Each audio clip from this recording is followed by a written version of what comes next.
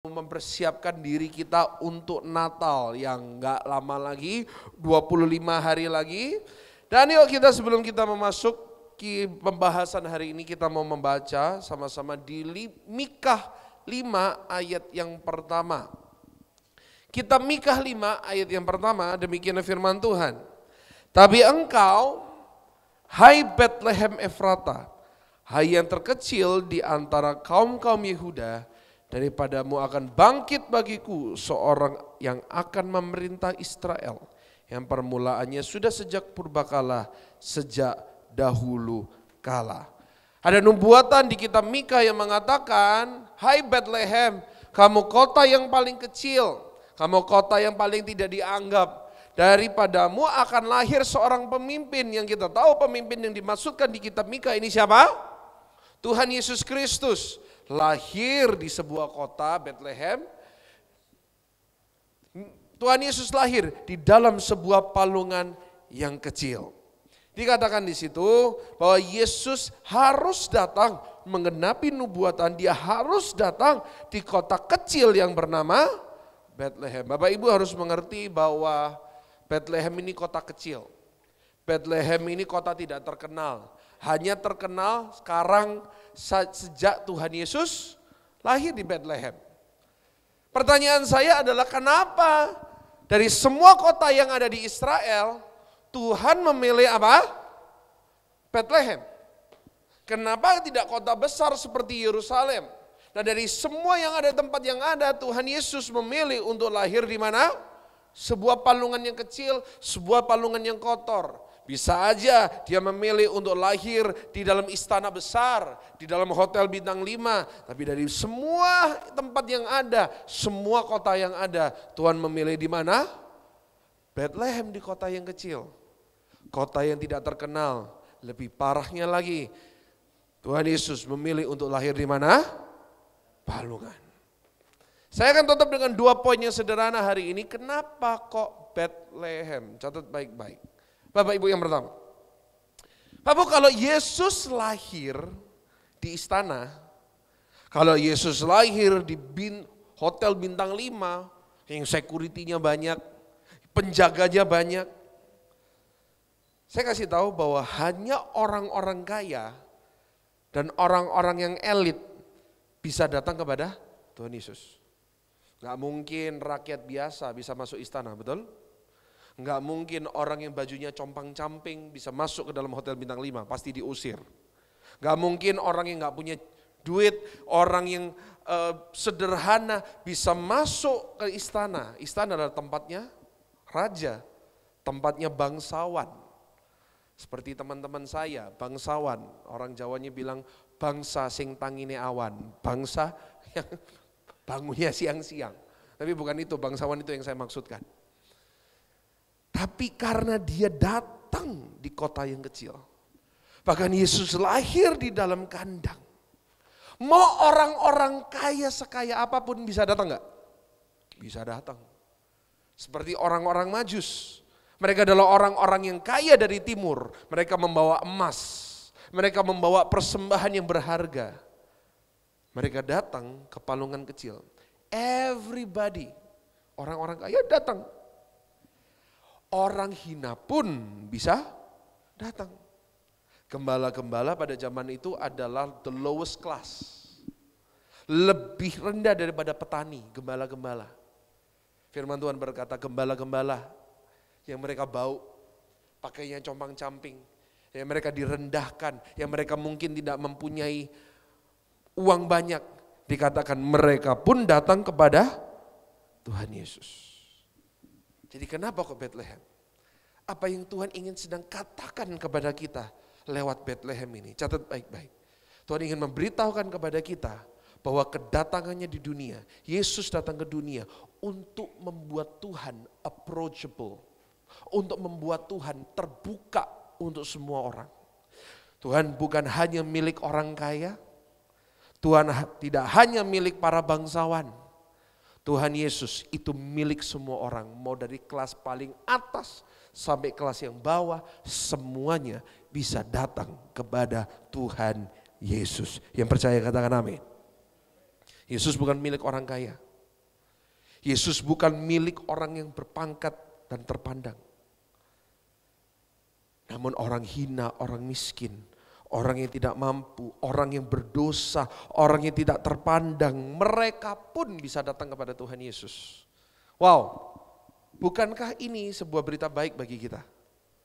Bahwa siapapun Anda, siapapun saya, apapun latar belakang Anda, gak peduli Anda di rekening Anda nominalnya ada berapa, berita baik bagi Anda, tangan Tuhan terbuka untuk semua orang datang kepadanya. Yang setuju katakan amin. Jangan pernah takut, mungkin ya di dalam gereja masih ada segmentasi. Oh, ada gereja ini yang isinya orang-orang kaya, ada gereja ini yang isinya orang-orang yang menengah ke bawah. Mungkin kita takut untuk datang, wah aku pakainya compang-camping, tapi saya kasih tahu kepada Anda, bagi Yesus, bagi Tuhan Yesus, siapapun bisa datang. Setuju katakan amin. Yesus datang ke Bethlehem memberitahukan kepada kita, dengan kedatangan Yesus sudah tidak ada lagi jarak antara Tuhan dan manusia. Amos 9 ayat 11 mengatakan apa? Boleh bantu saya, operator? Amos 9 ayat yang 11. Dikatakan apa firman Tuhan? Amos 9 ayat yang ke-11. Bisa dibantu? Nah, oke, saya bacakan ya. Pada hari itu aku akan mendirikan kembali apa? Pondok Daud yang telah roboh. Aku akan menutup pecahan dindingnya dan akan mendirikan kembali reruntuhannya. Aku akan membangun kembali seperti di zaman dahulu kala. Dikatakan aku akan mendirikan kembali pondok apa? Pondok Daud. Di dalam Alkitab terjemahan bahasa Inggris dikatakan I will restore the tabernacle of David, tabernakelnya Daud. Bapak Ibu Saudara, di dalam Alkitab itu ada dua macam tabernakel. Ada berapa macam? Dua macam. Tabernakel yang pertama adalah tabernakel Musa. Kita mengerti di situ ada pelataran, ruang kudus dan ruang maha kudus. Tersegmentasi. Dan hadirat Tuhan berada di ruang maha kudus, di mana di situ ada tabut perjanjian. Berbicara tentang apa tabut Musa ini? Berbicara tentang apa tabernakel ini? Berbicara tentang Tuhan yang jauh dari manusia. Tidak semua orang bisa datang kepada Tuhan di perjanjian lama. Hanya imam besar setahun sekali. Masuk penuh dengan ritual. Dan datang ke hadirat Tuhan perlu diwakilkan. Berbicara tentang sistem, oh kalau datang kepada Tuhan itu perlu ada sistem. Sistem yang ruwet. Sistem yang banyak yang gak jelas. Kalau Bapak Ibu mau ngerti sistemnya, bacalah kitab Keluaran, kitab Imamat. Sistemnya luar biasa. Terlalu banyak layer untuk datang kepada Tuhan. Itu tabernakelnya apa? Musa. Tapi ada tabernakel kedua adalah tabernakelnya Daud. Daud sempat memindahkan tabut perjanjian, tidak lagi di kemah itu, tapi dia menaruhkan di bait Allah. Tahu tabernakelnya Daud itu gimana bentuknya? Tidak ada lagi pelataran, ruang kudus dan ruang maha kudus. Tabernakelnya Daud, tabut Allah yang melambangkan hadirat Tuhan, itu berada di dalam satu ruangan bersama para pemuji. Berada di dalam satu ruangan bersama jemaat-jemaatnya. Di mana semua jemaat tidak ada lagi jarak sama Tuhan. Pertanyaan saya, yang Tuhan nubuatkan lewat Amos, Tuhan akan memulihkan kembali apa? Tabernakelnya Musa atau tabernakelnya Daud? Jawabannya? Tabernakelnya Daud. Tuhan akan mengembalikan sistem. Wah, kalau datang ke Tuhan harus perlu sistem, harus perlu diwakilkan dan lain-lain. Atau Tuhan akan mengembalikan satu sistem di mana tidak ada lagi jarak antara manusia dan Tuhan.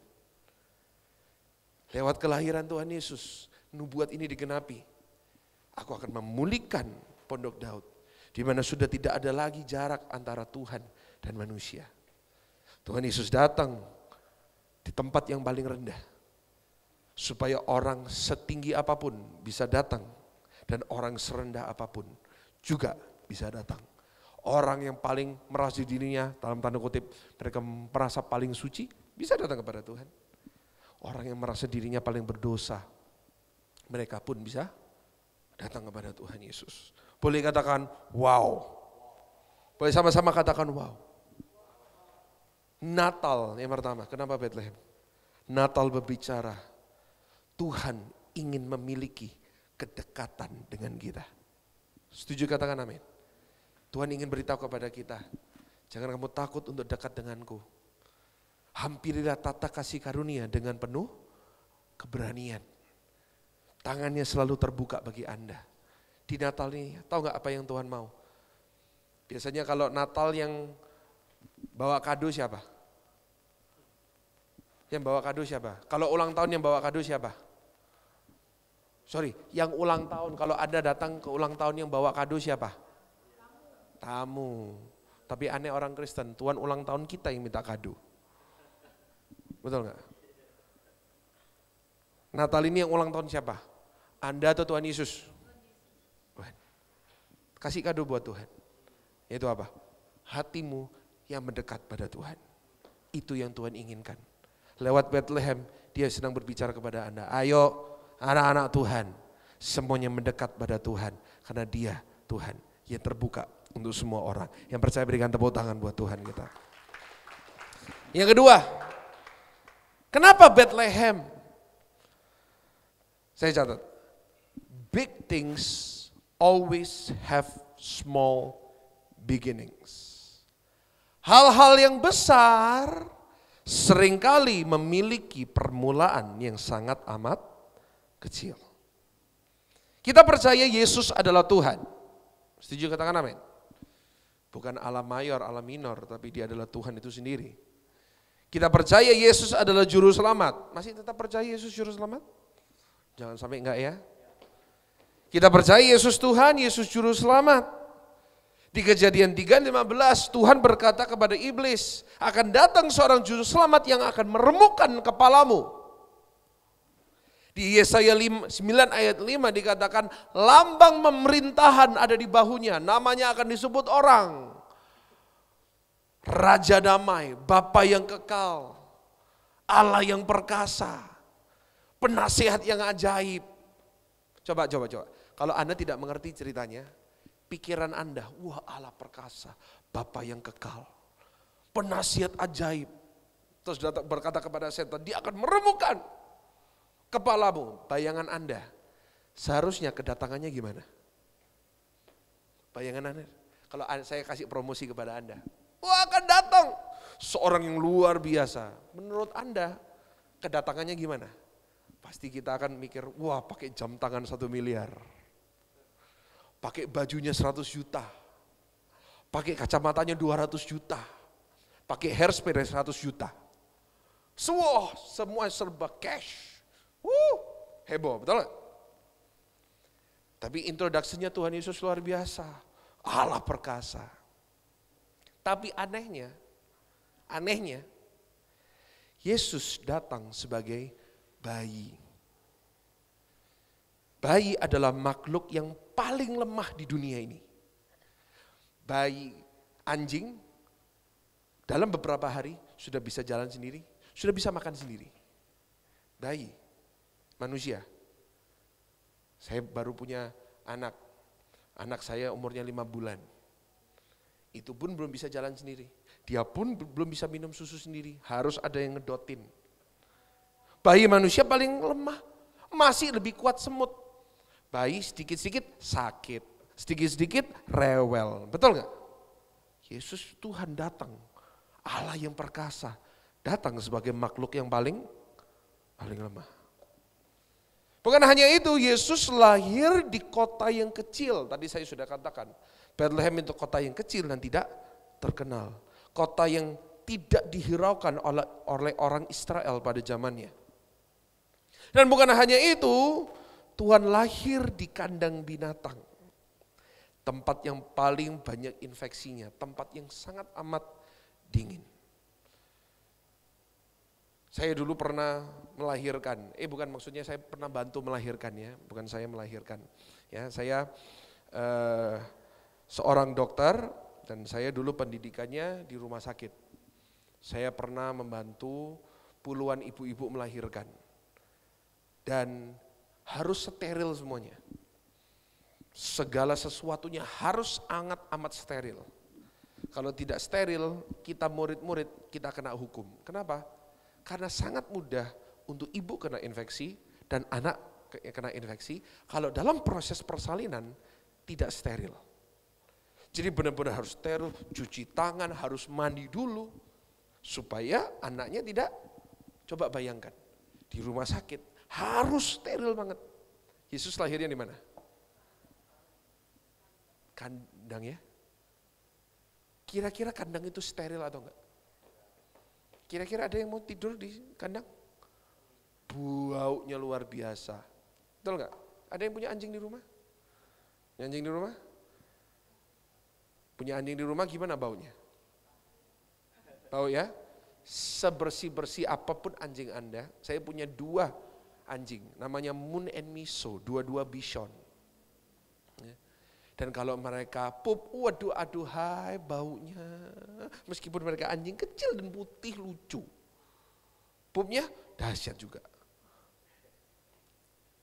Kira-kira Palungan tempat yang bersih atau tempat yang kotor? Sangat kotor. Tapi anehnya Yesus memilih untuk lahir di kandungan. Mulai dari sesuatu yang sangat amat kecil, di kota kecil, di Palungan yang kotor, dari bayi seorang kecil. Tapi kita tahu dampak dari Natal. Dampak dari Natal, seluruh dunia diselamatkan.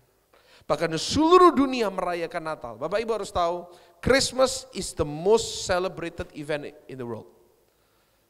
Natal adalah perayaan yang terbesar di dunia. Lebih daripada Chinese New Year, lebih dari apapun. Natal itu yang paling besar. The biggest event of the year started from something small. Sesuatu yang sangat besar yang sekarang ada di dalam dunia ini dimulai dari palungan yang kecil. Saya kasih tahu kepada Anda, segala sesuatu yang besar yang Tuhan akan kerjakan di dalam hidup kita, segala sesuatu yang besar yang Tuhan akan percayakan dalam hidup kita, jangan Anda expect, wah langsung besar, wah aku langsung akan punya uang miliaran. Jangan langsung expect, wah yang datang dalam Grace Community langsung 1.000 orang.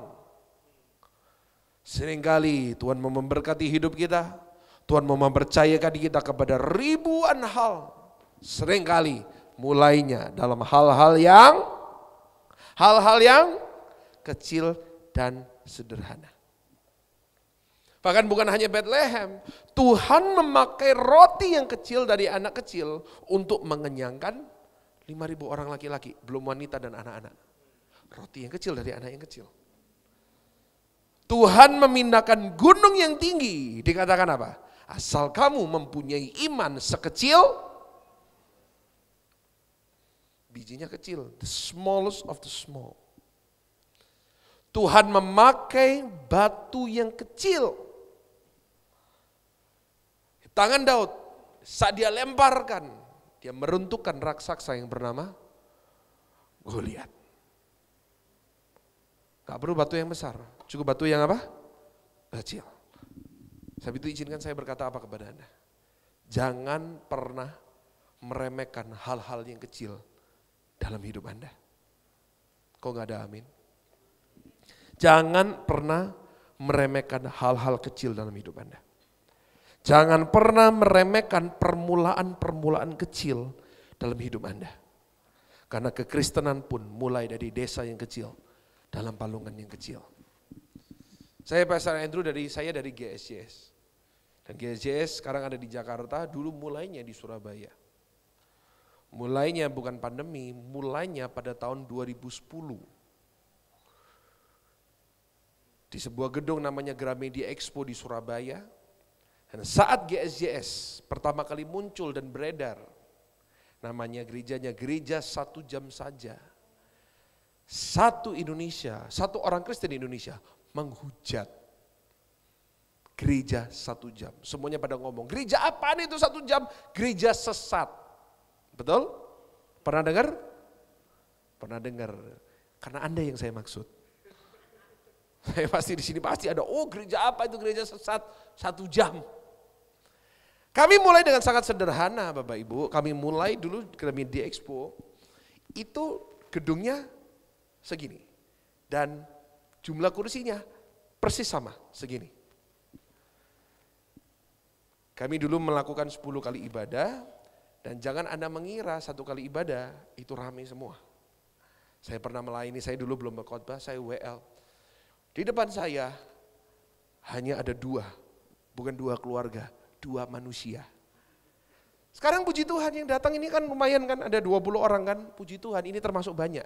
Dibandingkan dulu pertama kali saya melayani, saya WL di depan 2 orang di depan saya. Serius, cius, Tuhan yang tahu. Cius.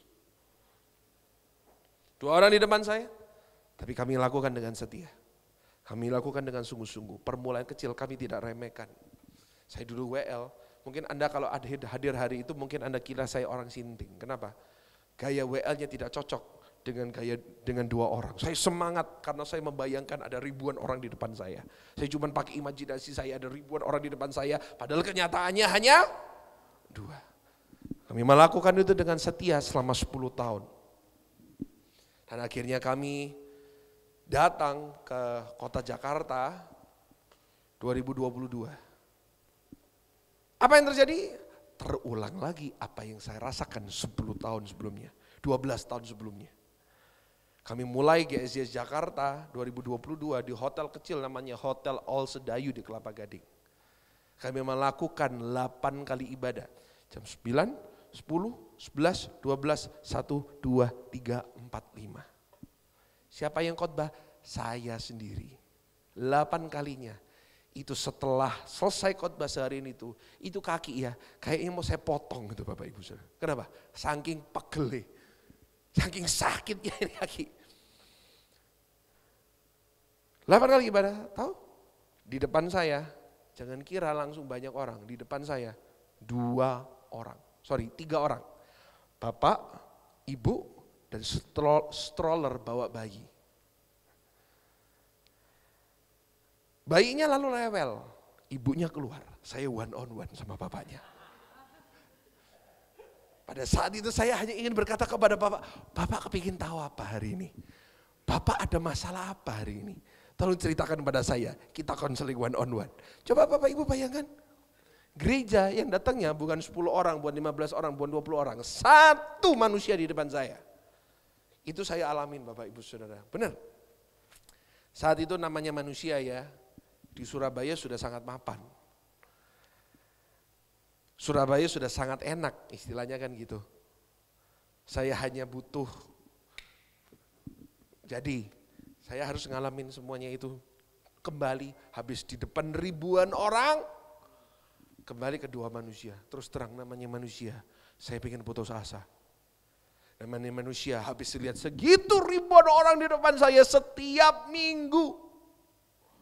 Saya harus berhadapan, saya khotbah 8 kali, cuma 2 orang di depan saya. Namanya manusia, permulaan yang sangat kecil dan sangat sederhana itu membuat saya tawar hati. Tapi Tuhan mengingatkan saya kepada Bethlehem. Natal pun dimulai dari palungan yang kecil. Jangan kau pernah remehkan hal-hal yang kami tetap lakukan dengan setia. Sampai hari ini 2,5 tahun sudah lewat. Dan kehadiran setiap minggu 3.000 sampai 4.000 orang. Segala kemuliaan bagi Tuhan. Kami lakukan itu dengan setia. Apapun yang Anda lakukan sekarang, yang mungkin sekarang Tuhan percayakan hal-hal yang kecil. Jangan pernah remehkan, lakukan dengan setia, lakukan dengan sungguh-sungguh.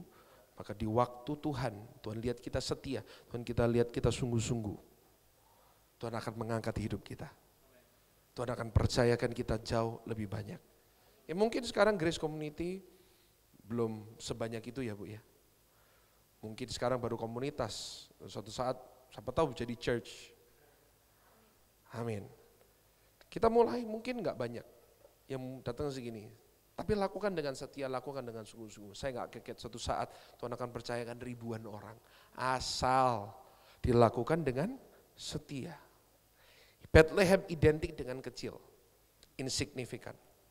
Gak ada yang kita yang mau kecil, kita semuanya ingin yang besar. Rumah besar, nominal di rekening nominalnya besar, nominal harga mobil nominalnya besar. Kita semuanya ingin besar. Tapi sekali lagi saya ingatkan, segala sesuatu yang besar Sebelum Tuhan percayakan besar, seringkali Tuhan percayakan hal-hal yang kecil. Jangan pernah remehkan. Saya akan tutup. Jika ada hal yang kecil di dalam hidup Anda sekarang yang Tuhan percayakan. Yang pertama, terus bersyukur. Setuju, katakan amin. Terus apa? Bersyukur. Saat ada 5 roti dan 2 ikan di tangan Tuhan untuk mengenyangkan 5.000 orang. Apa yang Tuhan Yesus lakukan? Dia mengangkat tangannya dan ngapain? Bersyukur. Di saat dia bersyukur, dia mulai membagikan. Terjadi pelipat kali gandaan. Dalam bersyukur ada kuasa pelipat kali gandaan. Yang setuju katakan amin. Saat dulu cuma 2 orang di depan saya, sangat susah untuk bersyukur, betul?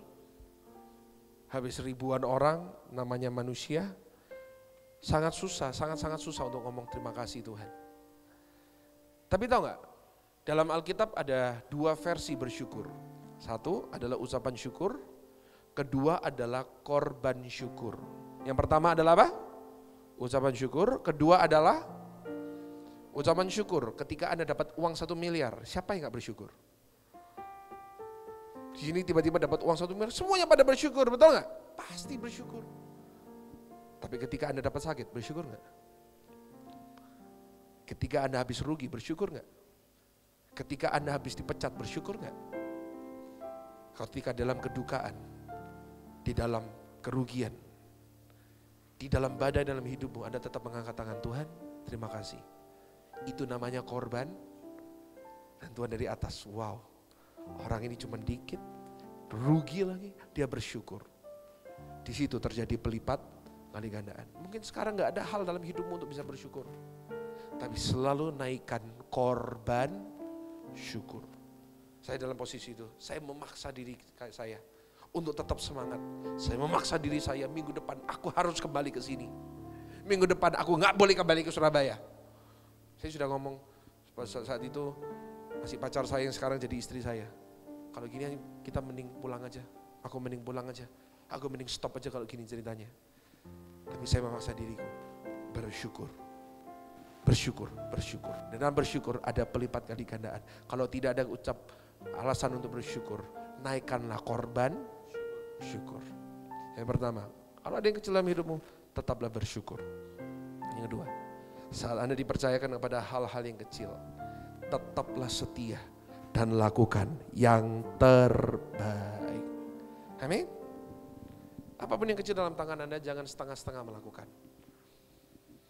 Apapun yang kecil dalam tangan Anda, lakukan seolah-olah Anda dipercayakan lebih. Saya selalu katakan pada sama semua jemaat, Tuhan kita itu Tuhan yang cengli. Tahu cengli ya? Seringkali manusia itu mbo cengli. Tahu ya mbo cengli ya? Tapi Tuhan kita enggak. Kalau Tuhan melihat kita bisa dipercaya. Oh, orang ini baru dipercaya dengan gaji 5 juta, tapi attitude-nya seperti orang yang layak dapat gaji 100 juta. Kalau Anda seperti itu, setia dan punya attitude seperti itu, lakukan yang terbaik. Tuhan kita cengli. Anda dapat 5 juta, Tuhan akan cari cara, Tuhan akan buka cara, Tuhan akan buka pintu. Gimana caranya untuk Anda dapat promosi yang jauh? Masalah apa? Attitude.